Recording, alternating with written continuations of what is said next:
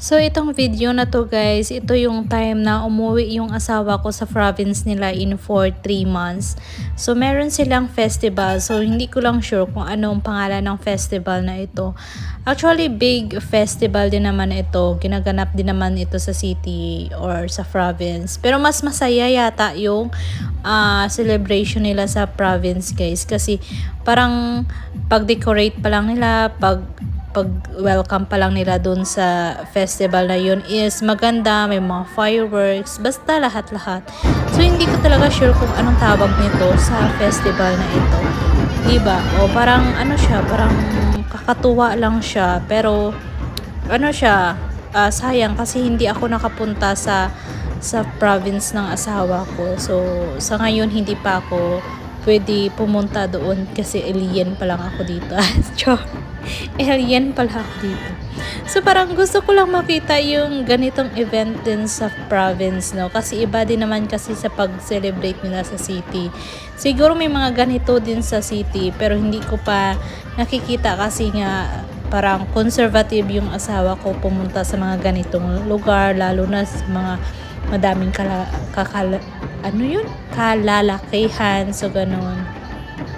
So, sa araw na to is nakalabas sila. Gabi na yata ito, parang parade yata or ano tinatawag sa atin, procession. Ayun, parang ganon. May mga banda-banda sila. Parang ang unique lang ng kanilang mga drums, 'di ba? May mga design. Actually, yung mga drums talaga nila dito, guys, is parang nakakalito kasi minsan yung akala mo yung simpleng parade na parang may nagda-drums, banda or what, pero hindi mo alam is banda pala yun ng patay. Tapos yung pag magbanda din sila or may mga parade din sila guys na about sa mga god, procession ng mga gods nila guys, is same lang din ng banda, kung ano man yung sounds ng banda ng pangpatay at saka pang parade is same lang.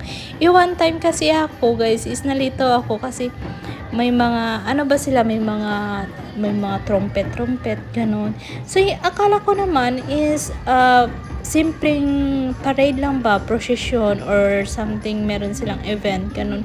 So hindi ko alam na ano pala yun, procession pala yun ng patay. So actually dito guys, India is hindi ka pwede makichismis, no? O hindi ka pwede makidungaw or manood dun sa nagpaparade ng mga patay, mga ganun. Bakit napunta na ako sa patay guys? So ganito nga yung kasaya yung kanilang procession guys, o yung kanilang festival. O diba, parang bongga, parang saya-saya nilang tignan.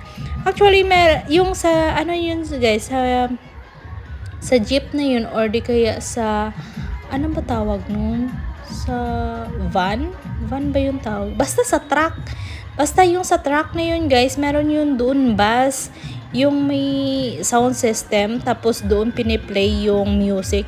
So yung mga tao, yung kalalakihan guys, is sumusunod doon sa music, tapos doon sila sumasayaw, parang disco. Tapos yung god naman nila is nakasunod. Ayan, yung god nila, parang procession.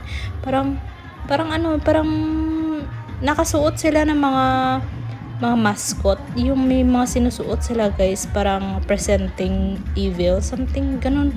Basta yung mukha kasi ng lalaki na nakasuot ng mascot is parang ano siya, parang protesta ng ano ba, protesta ng mga demonyo. Mga demonyo.